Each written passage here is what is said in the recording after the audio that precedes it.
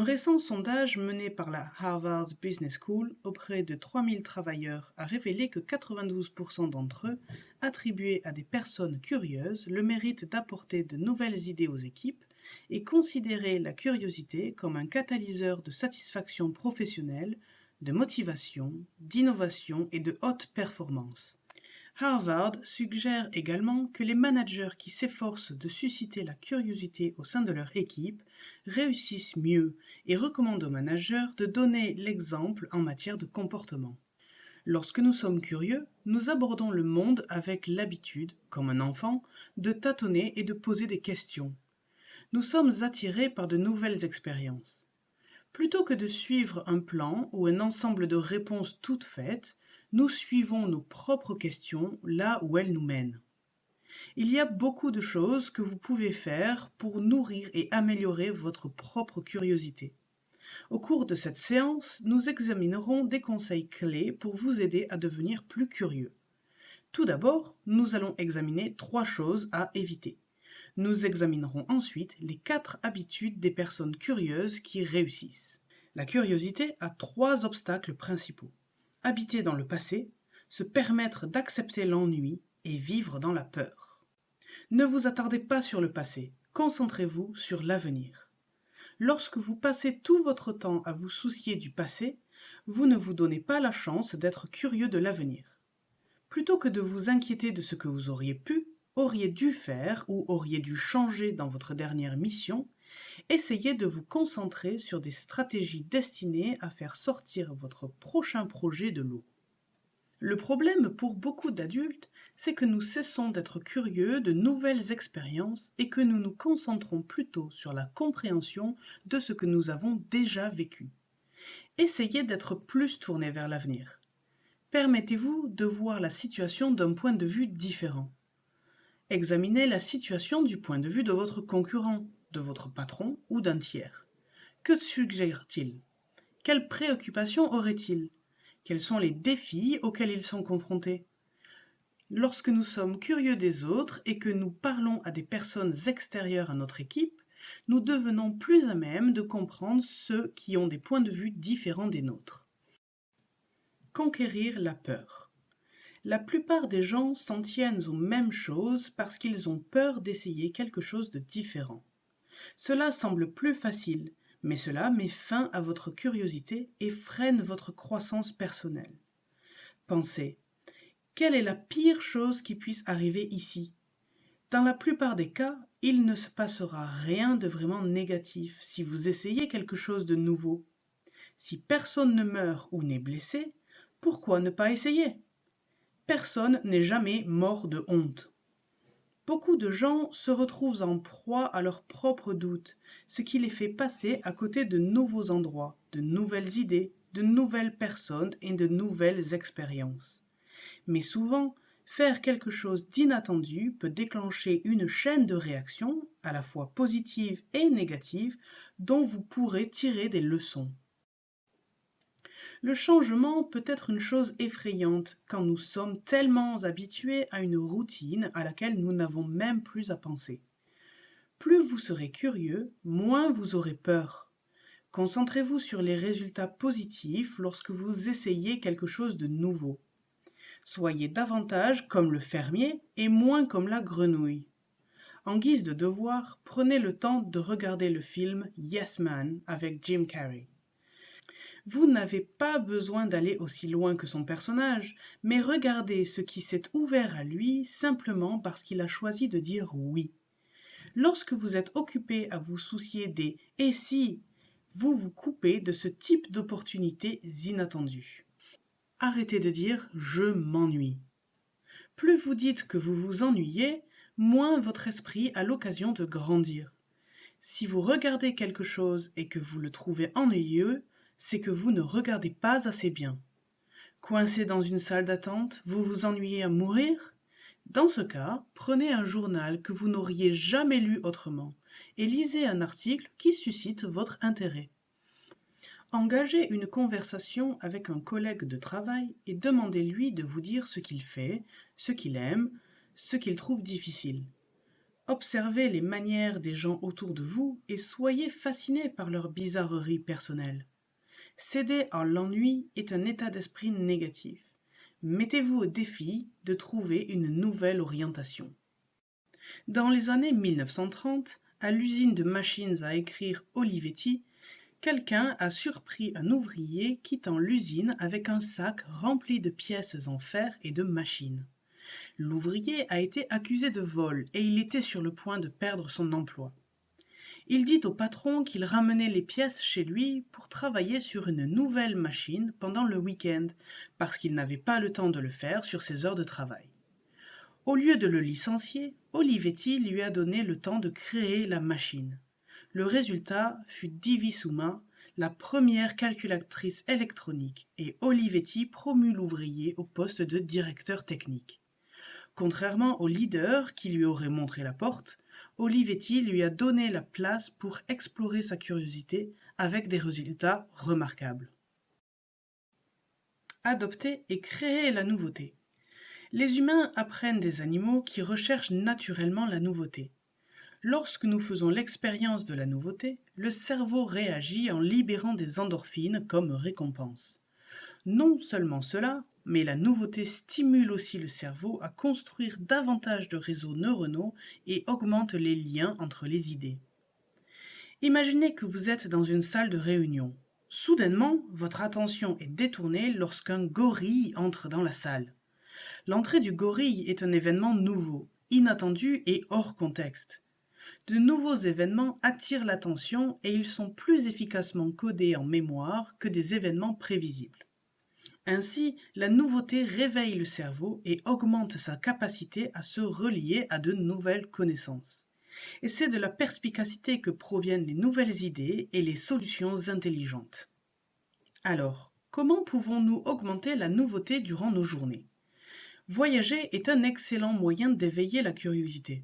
Lorsque vous allez dans un nouvel endroit, vous voulez naturellement en apprendre davantage sur votre nouvel environnement. Tenez un journal d'idées. Chaque fois que quelque chose éveille votre intérêt ou soulève une question, notez-la. Essayez de trouver une façon différente d'accomplir certaines de vos tâches quotidiennes. Prenez un autre chemin pour vous rendre au travail. Il y a de fortes chances que vous remarquerez quelque chose de nouveau. Cherchez des life hacks sur YouTube. Faire quelque chose d'aussi simple que d'utiliser votre souris avec votre main non dominante peut amener votre cerveau à penser différemment. Injectez de la nouveauté dans votre journée. Selon les recherches de Harvard, les personnes curieuses sont plus susceptibles de s'interroger sur ce qu'elles voient et entendent. Les gens curieux savent qu'ils ont un parti pris inconscient et s'interrogent à ce sujet. Ils sont donc moins susceptibles de stéréotyper les gens et moins susceptibles de faire des suppositions. Ils sont par contre plus susceptibles d'être ouverts aux zones grises entre le noir et le blanc. La curiosité a ses effets positifs parce qu'elle nous amène à générer des alternatives. Maîtrisez la diversité intellectuelle. Exploitez la diversité intellectuelle qui vous entoure. Travaillez avec un groupe diversifié de personnes qui aiment voir le monde différemment de vous. Certaines personnes trouvent qu'une discussion animée est le moyen le plus efficace de générer de nouvelles idées. Mais d'autres font preuve de créativité lorsqu'ils ont des moments de tranquillité. Dans une enquête menée auprès d'adultes vivant aux États-Unis, au Royaume-Uni, en Allemagne, en France et au Japon, 70% ont déclaré qu'ils préféraient travailler seuls plutôt que de collaborer avec d'autres lorsqu'ils sont créatifs. Prenez le temps et l'espace de réfléchir et d'explorer des idées tranquillement par vous-même, là où les interruptions seront minimes. Exposez-vous à divers éléments de connaissance en les mettant en relation avec des apports extérieurs. Remplissez votre espace de travail d'une variété de stimuli pour vous encourager à établir de nouvelles connexions et à penser d'une façon nouvelle. Tirez parti d'un sujet dont vous ne savez pas grand-chose. Que vous vous concentriez sur les habitudes de productivité, le brassage de la bière ou quelque chose de complètement différent, c'est à vous de décider. L'important, c'est que le contenu ne soit pas familier. Sur le marché de la recherche de talent, les personnes les plus en demande seront toujours celles qui offrent une expertise que peu d'autres possèdent. Mais l'étendue des connaissances est aussi de plus en plus précieuse. La lecture est l'un des meilleurs moyens d'élargir votre base de connaissances. Visitez une bibliothèque. À l'ère des recherches Google, nous n'avons aucun problème à trouver la réponse exacte à nos questions. Mais cela met fin au hasard. Nous rencontrons rarement des informations qui ne sont pas spécifiques à notre question. Visiter une bibliothèque nous permet de rencontrer d'autres informations d'une manière qui n'est pas dictée par la structure de l'algorithme. Lisez les journaux. Tenez-vous au courant de ce qu'il se passe dans l'industrie. Il se passe beaucoup de choses dans le monde chaque jour. Si vous prenez quelques minutes pour parcourir quelques sites d'actualité chaque jour, vous êtes sûr de trouver quelque chose qui vous intéressera. Que disent vos clients? Quels sont les nouveaux produits proposés? Quelles sont les technologies émergentes? Soyez curieux de découvrir de nouvelles façons de faire les choses. Alors, pourquoi devrions-nous faire cela? Eh bien, une enquête menée par Harvard auprès de 3000 travailleurs en Chine, en Allemagne et aux États-Unis a révélé que 84% d'entre eux croient que la curiosité catalyse de nouvelles idées. Et 74% des membres de ce groupe interrogé pensent que la curiosité inspire des talents uniques et précieux. Et ce n'est pas tout. 63% des membres de ce groupe pensent que la curiosité aide à obtenir des promotions. La curiosité est précieuse pour vous et pour votre entreprise.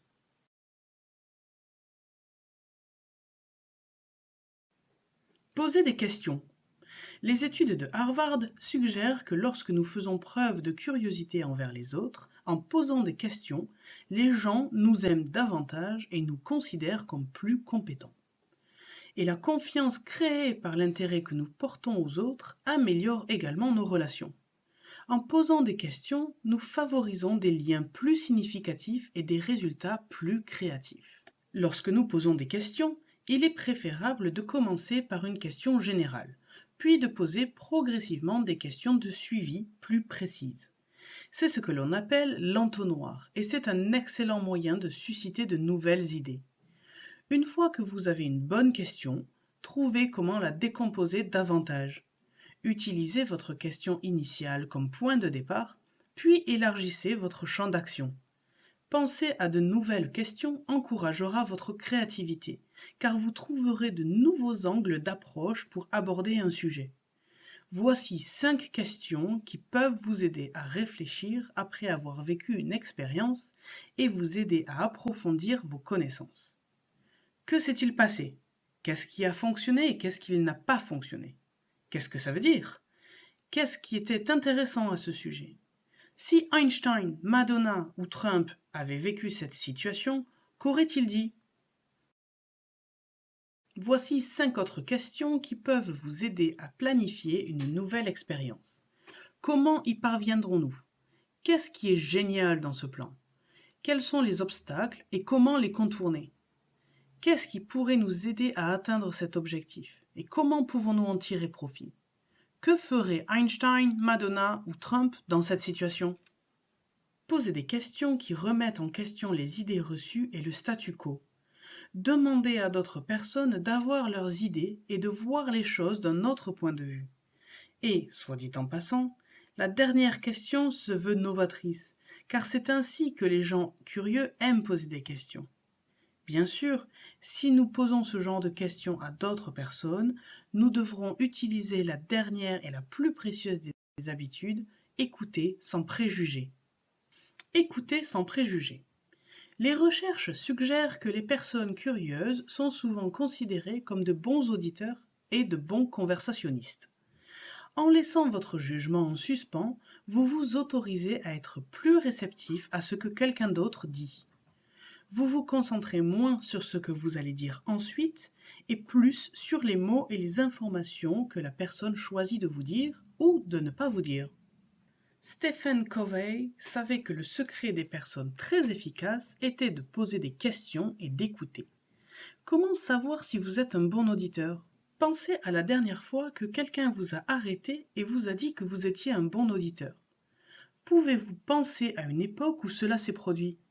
Je pense que très peu d'entre vous peuvent témoigner que cela soit arrivé récemment. Donc, revenons à l'essentiel. Qu'est-ce que l'écoute? Regardez cette photo. Quelles parties de la tête de cette personne sont utilisées pour écouter? Eh bien, les oreilles, évidemment. C'est là que le son entre. Mais qu'en est-il du cerveau? Le cerveau donne un sens à ces sons et essaie de les comprendre. Good luck. Mais ce ne sont pas les seules parties en cause. Et pour les yeux,